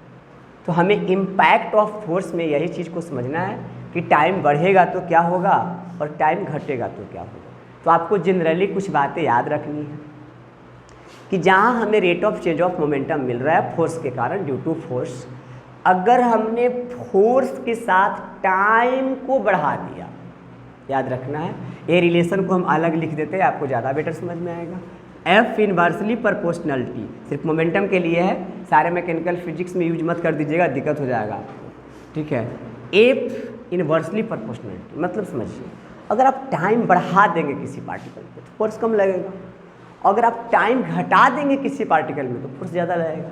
जैसे आप एक बच्चा को प्यार से एक थप्पड़ मारिए, टाइम आपने बढ़ा दिया, अब उस बच्चा को चोट कम लगेगा। क्यों कम लगेगा? क्योंकि आपने टाइम बढ़ा दिया, ठीक है। जैसे ही टाइम बढ़ेगा, ठीक है ना, मोमेंटम जो है ना कमेगा, चेंज ऑफ मोमेंटम कमेगा। ठीक है, आपने प्यार से उस बच्चा को एक थप्पड़ मारा, टाइम बढ़ा दिया, मोमेंटम कम गया। मोमेंटम का मतलब होता है चोट लगना। ठीक है, तो आपका जो फोर्स लगाने का तरीका होगा वो भी कम हो गया होगा। अब आप समझिए, किसी बच्चा को कस के थप्पड़ मारिए, कस कर थप्पड़ मारने में आप क्या रिलेशन देखे होंगे कि प्यार वाले थप्पड़ की अपेक्षा कस के जो थप्पड़ लगा है उसमें टाइम बहुत कम लगा होगा, यानी हमने टाइम को घटा दिया। अब जैसे ही टाइम घटाएंगे भैया, हमारा फोर्स अचानक से बढ़ जाएगा। एक रिलेशन क्या बतलाता है कि आप अगर इससे घटाएंगे तो ये वाला बढ़ जाएगा, और आप अगर इसको बढ़ाएंगे तो ये वाला क्या हो जाएगा, घट जाएगा। तो आप जैसे ही बच्चा को खींच के थप्पड़ मारे, टाइम आपने घटा दिया। टाइम जैसे ही आपने घटाया, फोर्स आपको ज़्यादा अप्लाइड किया, आपने आपके द्वारा जो फोर्स अप्लाइड किया गया उसकी क्वांटिटी बढ़ गई। जैसे ही बढ़ी फोर्स की क्वांटिटी, फोर्स जो है मोमेंटम, चेंज ऑफ मोमेंटम के डायरेक्टली प्रोपोर्शनल है। देखिए, ध्यान देखिए, और यही चेंज ऑफ मोमेंटम आपको हट करता है, चोट लगाता है। फोर्स बढ़ गया आपका, मोमेंटम बढ़ गया तो चोट ज़्यादा लगेगी। सेम इस तरह से इम्पैक्ट में देखिए, इम्पल्स डाल लीजिए। इम्पल्स ये बोलता है, ठीक है, कि अगर किसी पार्टिकल पे फोर्स टाइम के रिलेट में लगा रहा है, टाइम के साथ लगा रहे हो, तो हम जो रिजल्ट तुम्हें देंगे ना, वो हम आपको मोमेंटम, वो हम आपको इम्पल्स देंगे। ठीक है, इम्पल्स और मोमेंटम जो है ना एक दूसरे के इक्वल होते हैं। ठीक है, अगर आपको लगता है कि ऐसा नहीं होता है तो इसको थोड़ा देर डेरिवेट करके देखिए, आपको इम्पल्स और मोमेंटम, चेंज ऑफ मोमेंटम दोनों इक्वल मिलेगा, दोनों बराबर मिलेगा। बस यही टॉपिक को हम बना दिए हैं इम्पैक्ट ऑफ फोर्स। ठीक है, अब आप ध्यान देके देखिए कैसे बराबर होता है। यहाँ पे लिखा हुआ था I बराबर Ft। अगर हम Ft को रिमूव करके P2 माइनस P1 ला दिए तो आप समझ जाइए कि इम्पल्स मोमेंटम के बराबर। अब आप देखिए, I को I ही लिखिए, ज़्यादा मजा आएगा। F बराबर क्या होगा, ma हो जाएगा, सिंपल अब है। अच्छा बताइए, T को T छोड़ देते हैं। I बराबर, जो आप F की जगह ma यूज किए हैं, A की जगह यूज कीजिए change of velocity with respect to time. हमने वेलोसिटी को चेंज कर दिया टाइम के साथ में, तो एक्सेलरेशन मिल गया। I इंटू टी है भैया, T से T कट जाएगा। अब जैसे ही T से T कटेगा, I बराबर क्या बचेगा, M को आप V से गुना करिएगा तो MV, और M को आप U से गुना करिएगा तो MU। याद करिए पीछे वाली बात, MV को हमने P2 लिखा और MU को हमने P1 लिखा, और ये पूरे वाले टर्म को हम लोग लिख दिए चेंज ऑफ मोमेंटम। देखिए, इम्पल्स क्या बोलता है कि तुम पार्टिकल में जितना मोमेंटम चेंज करेगा, हम पार्टिकल में उतना इम्पैक्ट ऑफ फोर्स देंगे। हमने क्या बताया अभी आपको, पार्टिकल में अगर मोमेंटम चेंज हो रही है तो बॉडी में सिर्फ एक्सेलरेशन हो रही है, मोमेंटम बढ़ रही है या घट रही है। ऐसा नहीं कि बॉडी को कुछ हो जाएगा, टूट फूट जाएगा। बॉडी तब जब टूटेगी जब एक किसी पार्टिकल पे अपना मोमेंटम जाके अप्लाइड कर देगा, या अपना मोमेंटम किसी पार्टिकल में ट्रांसफ़र करने की कोशिश करेगा भैया। अब जैसे ही ट्रांसफ़र करने की कोशिश करेगा तो ये जो टाइम है ना, बोलेगा रुको, तुम क्या चाहते हो, हम जल्दी से चेंज कर दें या थोड़ा देर से चेंज करें। अगर जल्दी से चेंज करना है तो मोमेंटम बढ़ जाएगा, फिर तुम समझ लेना। अगर देर से चेंज करना है तो मोमेंटम घट जाएगा, तुम्हें कंफर्टेबल फील होगा। अब आपको एक क्वेश्चन मिलेगा, जितने भी क्रिकेट खिलाड़ी, ठीक है, क्रिकेटर्स हैं, वो गेंद को कैच करते समय अपना हाथ पीछे क्यों लाते हैं, समझिए बात। ऐसे रोकेंगे, गेंद आके इस पर ठाए से मारेगा। अब आप समझिए, गेंद में मास भी है और वेलोसिटी भी है, तो जैसे इस पर गेंद आएगी उसमें मोमेंटम है, उसको हर्ट करेगी। हमने क्या पढ़ा है, अगर हम फोर्स के रिलेशन में टाइम को थोड़ा सा बढ़ाएंगे, टाइम जैसे जैसे बढ़ेगा मोमेंटम वैसे वैसे घटेगा। तो हम लोग गेंद को यहाँ न रोकने के बजाय थोड़ा सा पीछे लाते हैं, मतलब गेंद को रेस्ट में, मोमेंटम तो हमें जीरो करना ही है करना। अगर गेंद आके हमारे हाथ में डायरेक्ट यहाँ लगती है तभी भी मोमेंटम जीरो होती है। लेकिन मोमेंटम जीरो करने का तरीका है कि मोमेंटम आप टाइम बढ़ा करके जीरो करते हैं तो आपको चोट कम लगेगी। अगर आप मोमेंटम को डायरेक्ट जीरो कर देते हैं तो आपको चोट ज़्यादा लगेगी। इस क्वेश्चन के बाद एक और क्वेश्चन हम लोग समझेंगे, ध्यान से समझ में आ जाएगा। अब मान लीजिए क्रिकेट बॉल यहाँ से चला, क्रिकेट बॉल के पास MV है, यानी मास तो ऑलरेडी है, और जब आ रही है बॉल तो उसमें मोशन यानी वेलोसिटी है, आके हमारे हाथ पे लगेगी, मोमेंटम जीरो हो जाएगा, P जीरो हो जाएगा। जैसे P 0 हुआ तो यहाँ पे टाइम बहुत कम गया, टाइम जैसे ही कमेगा मोमेंटम बढ़ जाएगा, ठीक है। तो हम क्या करते हैं, इस गेंद को अपने हाथ के साथ थोड़ा सा पीछे लाते हैं, खींच के यहाँ तक लाते हैं, ठीक है। गेंद को रेस्ट में आने का, अब देखिए टाइम क्या हो गया, बढ़ गया। तो जैसे ही गेंद को रेस्ट में आने का टाइम बढ़ेगा, हमारा जो हाथ है उसमें चोट कम लगेगा। तो सीधा सीधा आपको याद रखना है, टाइम कमेगा तो मोमेंटम बहुत ज़्यादा बढ़ेगा, और टाइम बढ़ेगा तो मोमेंटम बहुत ज़्यादा कम जाएगा। तो क्रिकेट खिलाड़ी जो है ना, गेंद के मोमेंटम से बचने के लिए गेंद को रेस्ट में लाने का टाइम थोड़ा सा बढ़ा देते हैं, जिस कारण से गेंद में जो मोमेंटम है वो बहुत धीरे धीरे कमती है और जीरो हो जाती है, और क्रिकेट खिलाड़ी के हाथ में किसी भी प्रकार का चोट नहीं लगता है। इस तरह से एक और क्वेश्चन देखिए, मान लीजिए आप किसी बच्चा को एक फर्श पर बिग दीजिए, छत पर बिग दीजिए, ठीक है। छत से एक बच्चा को नीचे फेंक दीजिए, नीचे एकदम से सीमेंटेड फ्लोर है, एकदम से सॉलिड फ्लोर है, ठीक है ना, कठोर। और एक बच्चा को इस फर्श पर मतलब बहुत सारे कपड़ा है, ऐसा फर्श को बनाइए जो गदगद हो जाए, सॉफ्ट हो जाए, इस पर फेंकिए। आप देखिए ये वाला बच्चा बेचारा PMCH में मिलेगा, और ये वाला बच्चा जो है ना आराम से, इसको कुछ नहीं होगा। अब कारण क्या है कि बच्चा को आप जैसे ही ऊपर फेंके, बच्चा को यहाँ तक तो कुछ नहीं हुआ। हमने क्या बताया, पार्टिकल में अगर मोमेंटम चेंज कर रही है तो पार्टिकल में कुछ नहीं होगा, सिर्फ मोमेंटम चेंज हो रही है। मोमेंटम चेंज होने से पार्टिकल में कोई किसी तरह का डिफरेंसेस नहीं आता है, सिर्फ उसके मोशन एक्सेलरेशन बढ़ते हैं। अब जैसे यहाँ पे बच्चा गिरेगा, ये वाला पॉइंट सरफेस पर गिरेगा, इसको रेस्ट में आने का जो टाइम है ना बहुत कम रहेगा। आपको पता है रेस्ट में आने का टाइम जब कम जाता है, ठीक है ना, तो rate of change of momentum बहुत ज़्यादा बढ़ जाता है, यानी इस पर फोर्स बहुत ज़्यादा लगेगा। बच्चा सीधे टकराएगा जाके सॉलिड फ्लोर से, टकराने के बाद मोमेंटम बढ़ेगा, बेचारा का जो होगा सो होगा। अब देखिए यहाँ पर क्या है कि यहाँ पे हमने सरफेस को थोड़ा सा सॉफ्ट कर दिया है। अब बच्चा जैसे इस सरफेस से टकराएगा, यहाँ तक इसको पहुँचना है, सॉलिड सरफेस ये वाला है, तो बच्चा यहाँ टकराया। अब इसको यहाँ से यहाँ तक आने में, यानी मोमेंटम को जीरो करने में टाइम क्या हो जाएगा, बढ़ जाएगा। बार बार हम लोग पढ़ रहे हैं, टाइम बढ़ेगा मोमेंटम घटेगा, मोमेंटम घटेगा फोर्स कम लगेगा। इस बच्चा को इस फर्श तक आने में टाइम क्या हो गया, बढ़ गया, यानी रेस्ट में आने का जो टाइम है, मोमेंटम जीरो करने का जो टाइम है वो बढ़ जाएगा। तो इस बच्चा को अपेक्षाकृत इससे बहुत कम चोट लगेगा। तो याद रखना है, इस तरह से हम लोग और पढ़ेंगे कि गाड़ी में हम लोग वो सस्पेंसर क्यों यूज करते हैं भाई, ठीक है, हाई क्वालिटी की सस्पेंसर्स क्यों यूज करते हैं, ताकि गाड़ी अगर कहीं रोड के गड्ढा में जाए तो एक ही बार में रेस्ट में ना आ जाए। अगर डायरेक्टली ऊपर गड्ढा में जाके नीचे रेस्ट में आ जाएगा तो अंदर बैठे पैसेंजर को तकलीफ होगा, यानी उसे चोट लगेगी। तो हम लोग उसमें सस्पेंसिव कर देते हैं ताकि गाड़ी बार बार ऊपर जाए, यानी इस सस्पेंसर के अंदर एयर जो है ना वो सॉकर्स को बार बार ऊपर ले जाता है और बार बार नीचे लाता है, यानी गाड़ी को गड्ढा में जाने के बाद रेस्ट में आने के टाइम में इंक्रीजमेंट ला देता है, बढ़ा देता है, ठीक है।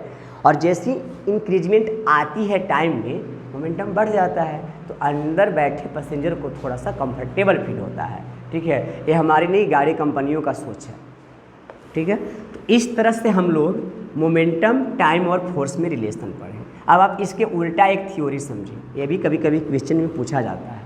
उल्टा क्वेश्चन क्या है कि जो फाइटर लोग जो ईंट वगैरह तोड़ते हैं हाथ से, वे लोग क्या करते हैं कि एक ही बार में अपने हाथ से ही ईंट को तोड़ देते हैं। आप ऐसा कोई एक्सपेरिमेंट घर पे नहीं करिएगा, ठीक है। अब आप देखिए, फोर्स का वैल्यू हमने क्या बताया, इंट्रैक्शन के लिए आपको दो बॉडी चाहिए, एक F एक F, एक F1 एक F, तभी ना कुछ होगा। आपने सूत्र में क्या लिखा, F बराबर m में लिखा। F जो है किसी पार्टिकल के द्वारा लगाया गया फोर्स है, और जिस पार्टिकल पे आप लगाए हैं उसका मास और एक्सेलरेशन है। इक्वल का चिन्ह है, इसका मतलब इन दोनों के बीच में जो फोर्स अप्लाइड हुआ है वो बैलेंस फोर्स है। सिंपल लेवेज है, कोई बात नहीं है।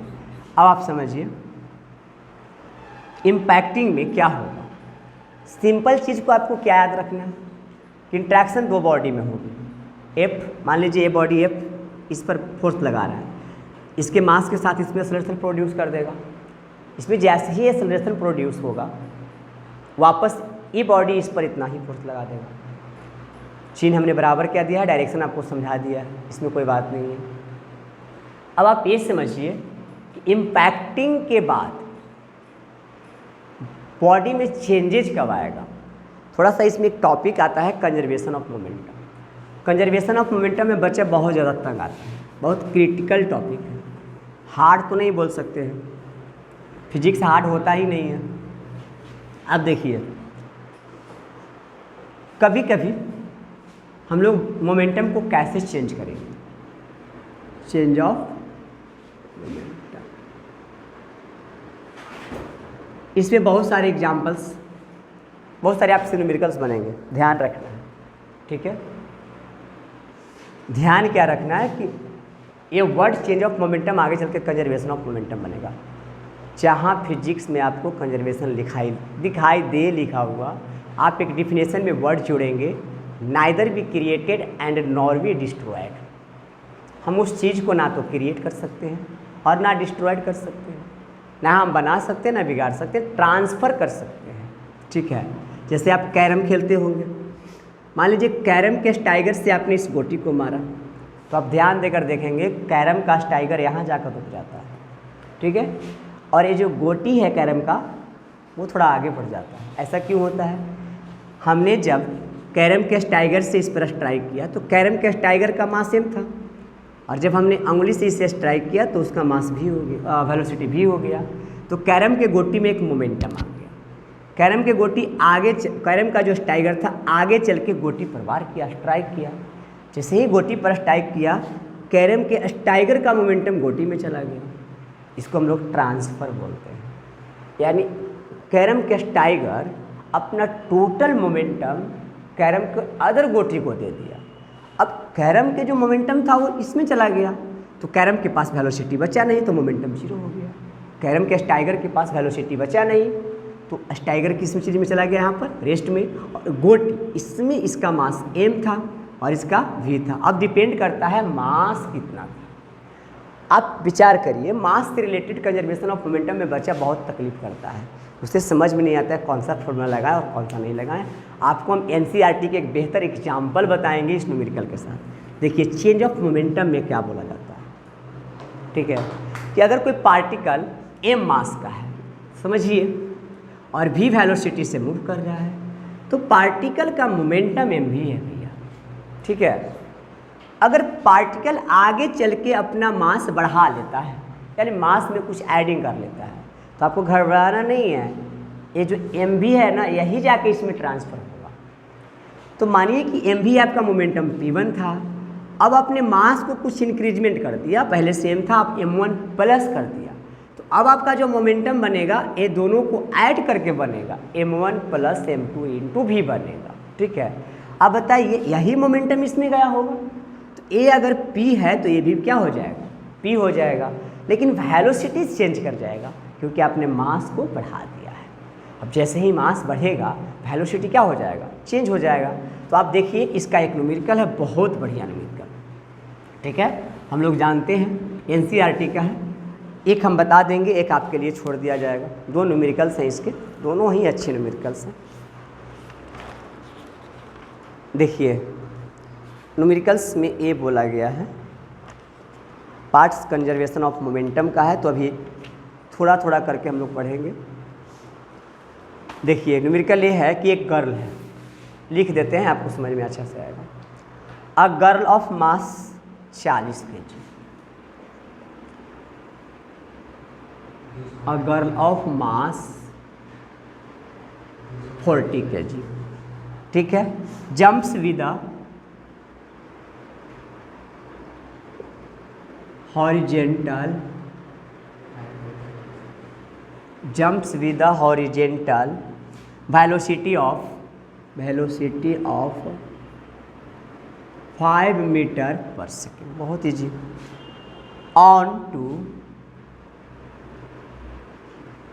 On to a stationary cart. Stationary आप एनसीईआरटी में स्टेशनरी शब्द को रेस्ट में बोलेंगे, ठीक है। स्टेशनरी इसलिए एनसीईआरटी लिखता है कि कहीं कहीं उसे रेस्ट छोटा वर्ड दिखता है या इजली वर्ड दिखता है, तो एनसीईआरटी हर जगह पे रेस्ट को स्टेशनरी यूज करता है। ऑन रेस्ट कार्ट या स्टेशनरी कार्ट लिख सकते हैं आप, कोई दिक्कत नहीं है। स्टेशनरी कार्ट, ठीक है। बोला गया है कि कार्ट का जो विद फ्रिक्शन लेस भी, कार्ट में जो हम लोग विद फ्रिक्शन लेस व्हील्स हो गया। कहता है the mass of cart is 3 kg। The mass of cart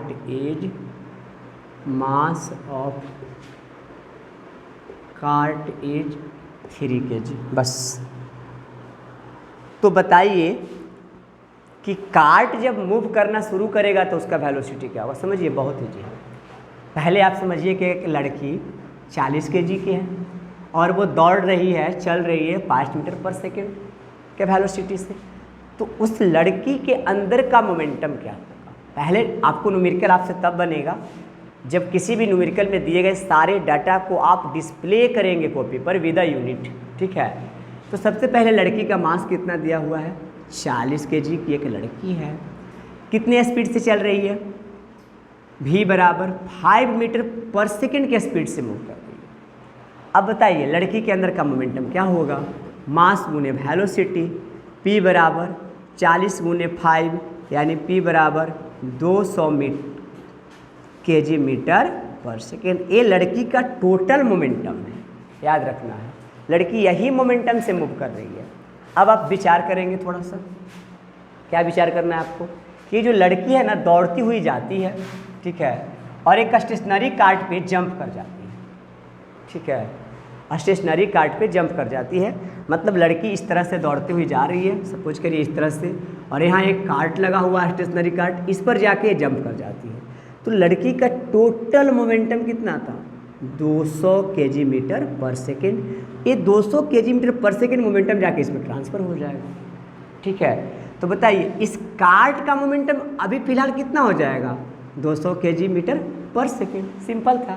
लेकिन लड़की का मास कितना था, 40 kg, कार्ट का मास कितना था, 3।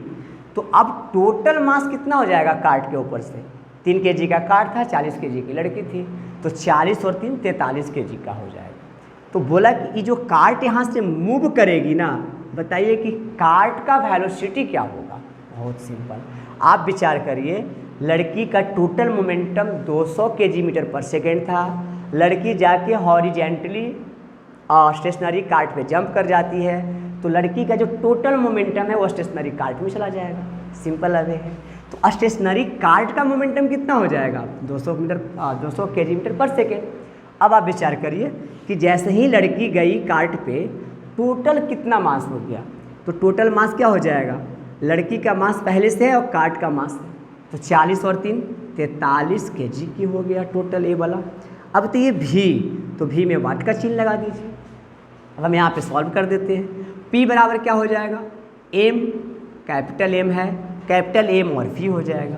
P बताइए कार्ट का मोमेंटम कितना था, ये लड़की के मोमेंटम के इक्वल था, तो लड़की का मोमेंटम 200, तो कार्ट का भी 200, 43 गुने V यानी V बराबर 200/43।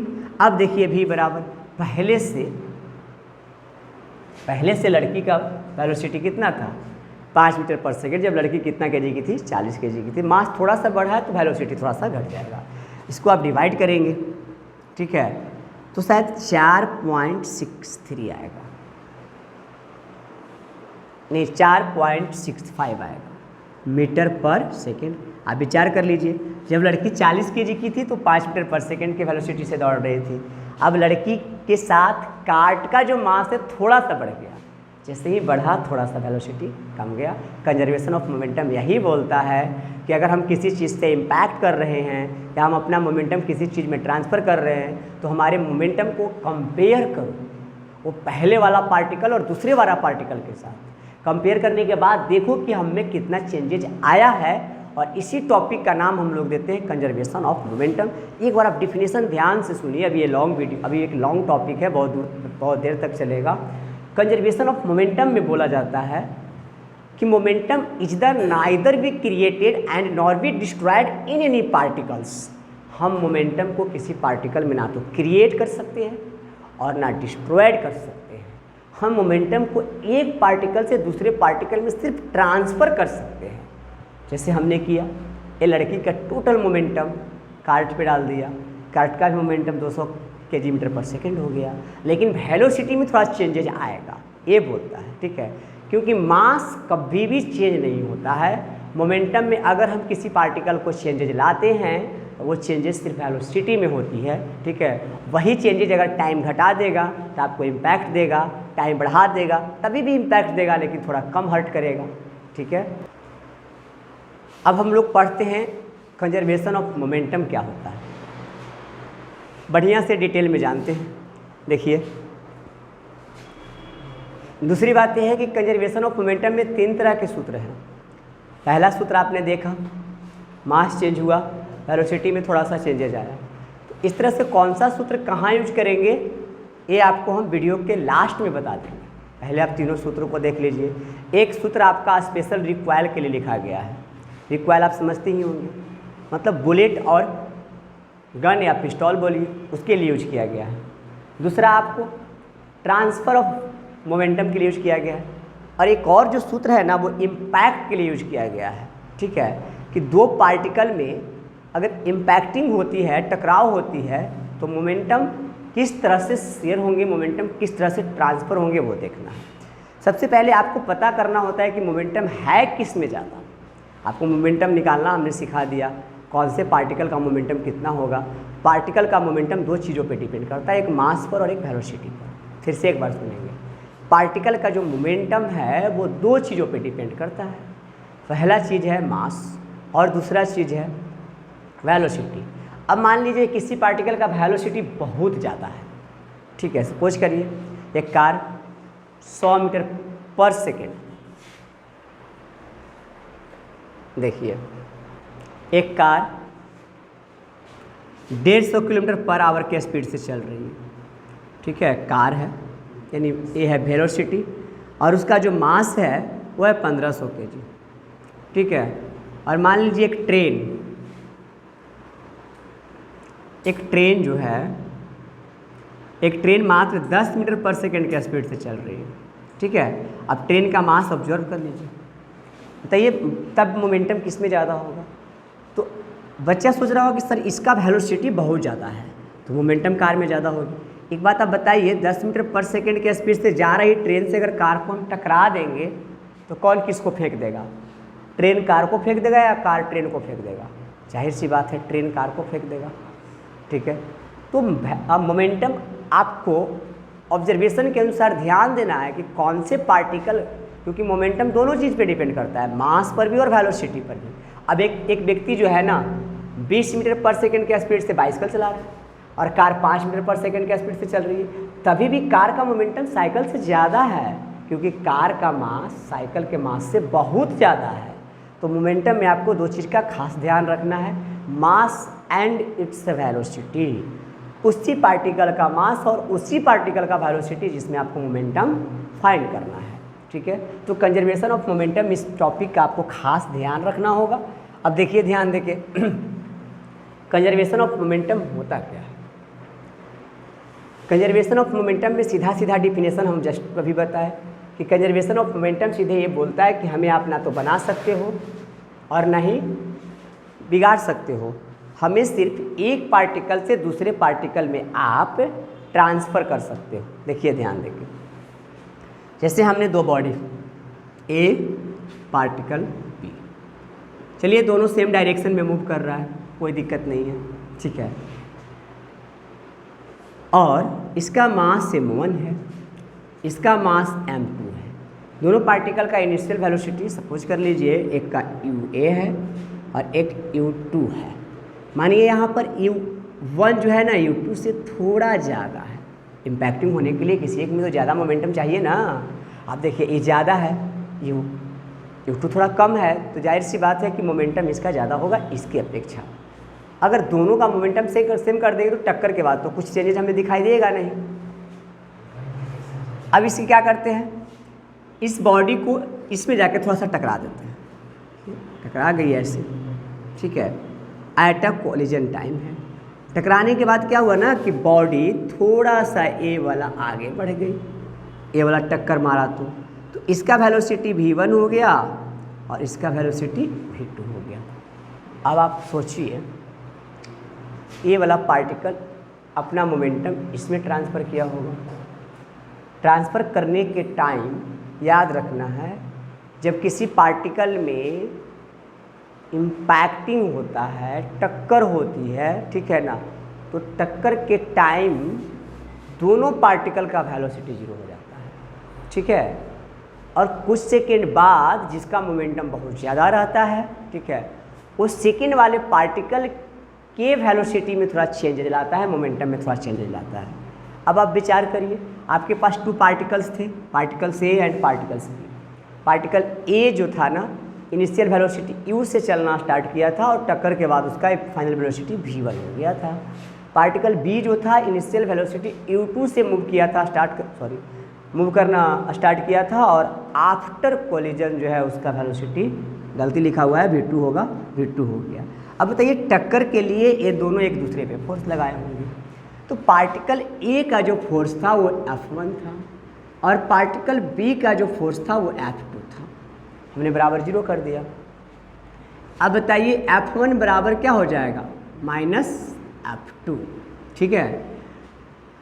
अब यहाँ से F1 का फॉर्मूला ma1 हो जाएगा, F2 का फार्मूला -m2 और a2 हो जाएगा। बहुत ईजी है, ध्यान दीजिए आप यहाँ पे, m1 a1 बराबर -m2 a2 हो जाएगा।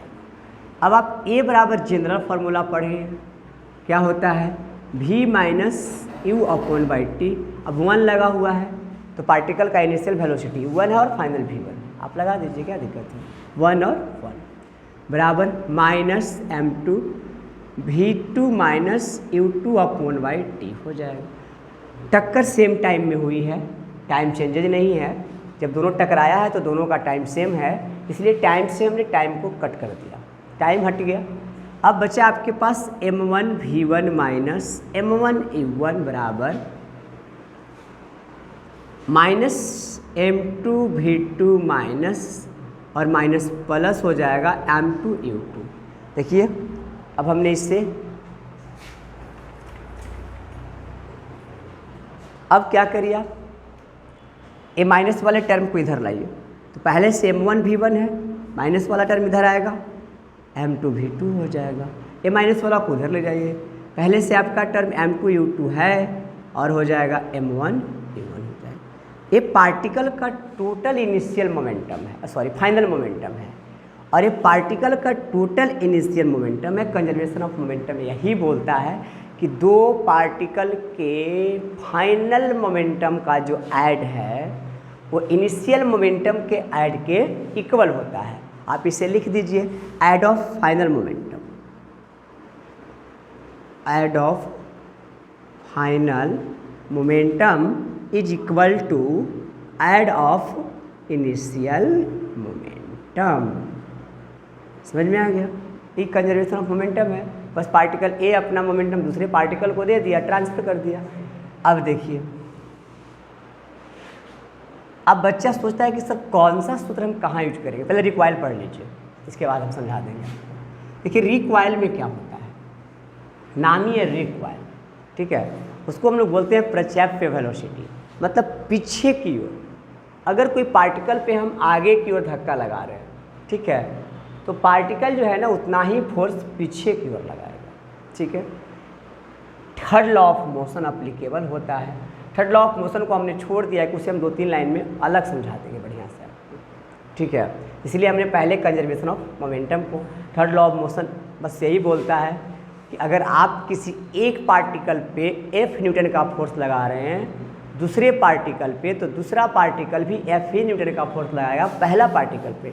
यानी इसको किताब में सीधे सीधे लिखा जाता है, action is equal and opposite to the reaction. यानी एक्शन जो होता है ना वो ऑलवेज रिएक्शन के अपोजिट होता है। तो आगे चल के हम लोग पढ़ लेंगे, टेंशन मत लीजिए। रिक्वायल पढ़िए, रिक्वायल क्या होता है। Recoil velocity. Special gun bullet पिस्तौल के लिए बनाया गया है, ठीक है। इस कंडीशन में क्या है कि अगर हम किसी पिस्तौल से एक बुलेट को छोड़ रहे हैं तो पिस्तौल बुलेट पर एक फोर्स लगाती है, ठीक है। मान लीजिए F1 लगाती है और एक थर्ड लॉ के अनुसार पिस्तौल भी बुलेट पर एक फोर्स लगाएगी। अगर पिस्तौल बुलेट पे फोर्स लगाती है तो बुलेट आगे की ओर जाएगा, अगर बुलेट पिस्तौल पे फोर्स लगाती है तो पिस्तौल थोड़ा सा पीछे की ओर आएगा, बस। तो जो बुलेट के द्वारा पिस्तौल पर फोर्स लगाया जाता है और फोर्स लगाने के कारण पिस्तौल में जो वेलोसिटी प्रोड्यूस होता है उसी को हम लोग बोलते हैं रिक्वायल वेलोसिटी। फिर से एक बार समझिए, अगर कोई पिस्तौल कोई बुलेट पर फोर्स लगा रहा है, ठीक है ना, उसे लीव करने के लिए, रिलीज करने के लिए, तो बुलेट के द्वारा पिस्तौल पर भी एक फोर्स लगाया जाता है। अब जाहिर सी बात है, पिस्तौल पे जब फोर्स लगेगा तो पिस्तौल में थोड़ा सा वेलोसिटी आएगा एंड रेट ऑफ चेंज आएगा। तो जैसे ही जो वेलोसिटी आएगा तो पिस्तौल थोड़ा सा पीछे की ओर हम लोग को झटका देता है, बस। यही वेलोसिटी को हम लोग बोलते हैं रिक्वायल वेलोसिटी। देखिए, रिक्वायल वेलोसिटी को हम लोग यूज कैसे करते हैं। आपको कंजर्वेशन ऑफ मोमेंटम का एक सूत्र लेना है, टोटल फाइनल वेलोसिटी का ऐड बराबर टोटल इनिशियल वेलोसिटी का ऐड। अब आप समझदार व्यक्ति हैं, जब बुलेट और पिस्तौल फायर होने के पहले दोनों के दोनों जो है ना रेस्ट में है, पिस्तौल भी रेस्ट में है और बुलेट भी रेस्ट में है, तो ये जो बुलेट का इनिशियल वेलोसिटी है अभी 0 है और पिस्तौल का इनिशियल वेलोसिटी अभी 0 है, तो ये पूरा पार्ट 0 हो जाएगा। अब हमारे पास क्या बचेगा, m1 u1 plus m1 v1 plus m2 v2 बराबर 0 हो जाएगा। आप एक पार्ट को इधर रख ले, दूसरे पार्ट को इधर भेज दे। अब आप इसमें से जिसका मतलब जो वैल्यू आपसे पूछा जाएगा वो फाइंड कर लीजिएगा, ठीक है। जैसे आप ये वाला पार्ट को बुलेट का m1 बुलेट का मास मानिएगा और v1 को बुलेट का वेलोसिटी मानिएगा। इसमें जो है m2 वो m2 पिस्तौल का मास मानिएगा या गन का मास मानिएगा, जो भी दिया हुआ रहेगा, मशीन गन दिया हुआ रहेगा, एसएलआर दिया हुआ रहेगा। और ये जो v2 है, v2 जो है ना वो पिस्तौल का रिक्वायल वेलोसिटी मानिएगा। ये हमेशा आपको निगेटिव वैल्यू देगा क्योंकि बुलेट आगे की ओर जाएगा और पिस्तौल पीछे की ओर आएगी। रिक्वायल है इसलिए ये आपको हमेशा निगेटिव वेलोसिटी देगा, ये आपको ध्यान में रखना है, ठीक है। आइए हम लोग तीनों का एक न्यूमेरिकल कर लेते हैं, ठीक है, ताकि आपका जो डाउट है ना वो थोड़ा क्लियर हो जाए, कौन सा सूत्र कहाँ लगाना है। तो जहाँ पे आपको बुलेट और गन की चर्चा करेगा, आप ध्यान में एकदम आंख बंद करके ये वाला फॉर्मूला लगाइएगा रिक्वायल वेलोसिटी का, ठीक है। जैसे एक न्यूमेरिकल्स है, पढ़ते हैं हम, ध्यान देके देखिए आप लोग। लिखा हुआ है कि एक बुलेट 20 ग्राम का है, अब बुलेट ऑफ मास 20 ग्राम, ठीक है, horizontally fire with the velocity 150 metre per second. A bullet of mass 20 gram is horizontally 150 metre is horizontally fired 150 metre, गलती लिख दिया है, horizontally fired with a velocity, fired with a velocity 150 metre per second, ठीक है। Data आपको बढ़िया समझ में आना चाहिए। फ्रॉम अ पिस्तल, फ्रॉम अ पिस्तौल 2 kg, मास 2 kg, ठीक है। क्या फाइंड करने के लिए बोला है, what is a recoil velocity of पिस्तौल। हमने रिक्वायल की बात की, रिक्वायल वेलोसिटी निकालना है पिस्तौल का, ठीक है। फाइंड रिक्वायल वेलोसिटी ऑफ पिस्तौल। देखिए बहुत ईजी है, बोल रहा है कि एक, ध्यान देके देखिए, कह रहा है कि एक बुलेट को 20 ग्राम के एक बुलेट को 150 मीटर पर सेकेंड के स्पीड से फायर किया जाता है। हमने आपको यहाँ सिखाया है बुलेट का मास आप m1 मान लीजिएगा, वेलोसिटी v1 मान लीजिएगा, क्योंकि मोमेंटम कहता है कि आप तुम जिसका मास ले रहे हो उसी का वेलोसिटी लो। तो हम पहले बुलेट का मास ले रहे हैं, ठीक है। तो बुलेट का मास कितना दिया हुआ है, 20 ग्राम दिया हुआ है। आप इसको ग्राम को केजी में चेंज करिएगा, और नहीं तो एक केजी को ग्राम में चेंज करिएगा, क्योंकि आपको लास्ट में वेलोसिटी चाहिए। तो यूनिट से कोई मतलब तो है नहीं। तो चलिए इसी को चेंज कर लीजिए, m1 बराबर आएगा 0.02 kg। राइट, समझ में आ गया आपको। कह रहा है कि इसको जो फायर किया जाता है ना, वो 150 मीटर पर सेकेंड के स्पीड से फायर कर देते हैं। v1 मिल गया। कुछ इसी तरह से पिस्टल का, यानी पिस्तौल का जो डाटा है वो लिखिए। क्या है, मास कितना केजी है, 2 kg है। तो इसको आप m2 मानिएगा, और v2 आपको निकालना है, वही रिक्वायर्ड वेलोसिटी बनेगी आपकी, टेंशन नहीं लेना है, ठीक है। सूत्र क्या है हमारा भाई, m1 v1 बराबर माइनस m2 v2, ठीक है। m1 v1 बराबर माइनस m2 v2, ठीक है। आप दिए हुए सारा चीज़ को यहाँ पे पुट करिएगा, और जो बच जाएगा वो वैल्यू आपको मिल जाएगा। 20 ग्राम यानी 0.02 kg इंटू 150 बराबर 2 गुने माइनस 2 गुने v2, ठीक है। आपको v2 फाइंड करना है, 2 को इधर लाइए, इसको इससे गुना करिए पहले, ठीक है। तो 150 को 2 से ऑलरेडी आप गुना करते हैं तो 300 आता है, ठीक है। लेकिन दिक्कत क्या है कि 2 अंक के बाद पॉइंट है, तो हमने 2 अंक के बाद पॉइंट बिठा दिया, बराबर -2 गुने v2। हमें v2 चाहिए, तो 3/-2। हमने क्या बोला, रिक्वायर्ड वेलोसिटी हमको ऑलरेडी माइनस में मिलेगा, ठीक है, क्योंकि बैक ये माइनस और माइनस क्या हो जाएगा, प्लस हो जाएगा। तो v2 बराबर आएगा 1.5 metre per second. Negativity value ये शो कर रहा है कि आपका जो रिएक्शन है वो एक्शन के अपोजिट है। समझ में आ गया आपको, आपका जो रिएक्शन है वो एक्शन के अपोजिट है। आपने जिधर एक्शन किया है उसके अपोजिट में आपको रिएक्शन किया है, मिला है। तो हमने पिस्टल से फायर किया बुलेट को, तो एक्शन, बुलेट ने वापस पिस्टल पे फोर्स लगाया तो हो गया रिएक्शन। तो इस तरह से हम लोग मोमेंटम के सारी चीज़ों को, यानी सारे फार्मूला को आराम से सॉल्व कर सकते हैं, ठीक है। एक और है, देखिए ध्यान देखिए, एक और न्यूमेरिकल आपको हम इम्पैक्ट वाला बता देते हैं ताकि आपका डाउट जो है क्लियर हो जाए। देख लीजिए, ये चैप्टर फिर ख़त्म होता हुआ दिखाई देगा आपको।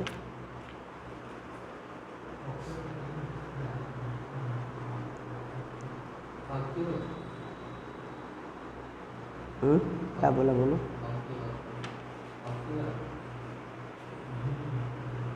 अच्छा, हॉकी है। देखिए, ये न्यूमेरिकल हम बोर्ड पे नहीं लिखेंगे, NCERT 9.8 एग्जाम्पल है। हम पढ़ बहुत बढ़िया से देते हैं, आप सुन लीजिएगा, ठीक है।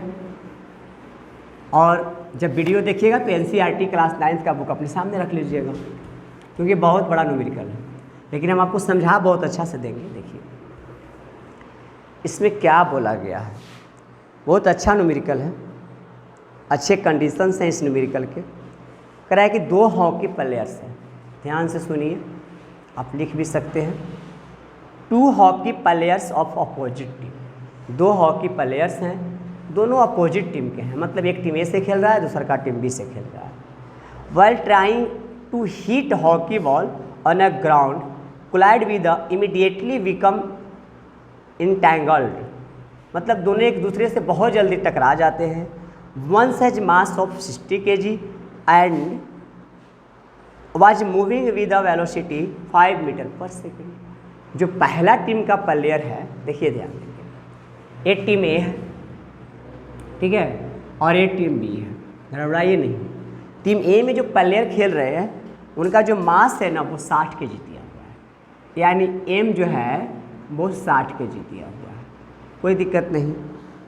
और दूसरे टीम M1 मान लीजिए, और दूसरे टीम में जो प्लेयर खेल रहे हैं उनका मास जो है 55 kg है, मतलब इससे थोड़ा ये व्यक्ति हल्का है बेचारा, ठीक है ना।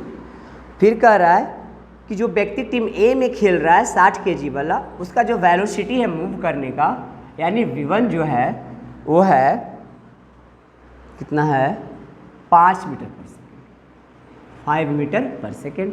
और टीम बी के जो प्लेयर हैं जिनका मास 55 kg है, उनका वेलोसिटी है 6 मीटर पर सेकेंड, यानी V2 बराबर 6 मीटर पर सेकेंड। कोई बात नहीं, विपरीत टीम के प्लेयर्स हैं, पहले इनका टोटल मोमेंटम आप निकाल लीजिए। दे दो टीम ए के प्लेयर का मोमेंटम P1 कितना हो जाएगा भाई, तो P1 हो जाएगा मास गुने वेलोसिटी m1 V1, यानी P1 आप लिख सकते हैं 60 गुने 5, 60 गुने 5, यानी 300 kg metre per second team ए के प्लेयर का मोमेंटम है। चलिए टीम बी के प्लेयर का मोमेंटम निकालिए। P2 हो जाएगा m2 V2, यानी P2 बराबर 55 गुने 6, यानी 310। एक बार मल्टीप्लाई बढ़िया से कर लीजिए, 30 30 33 330।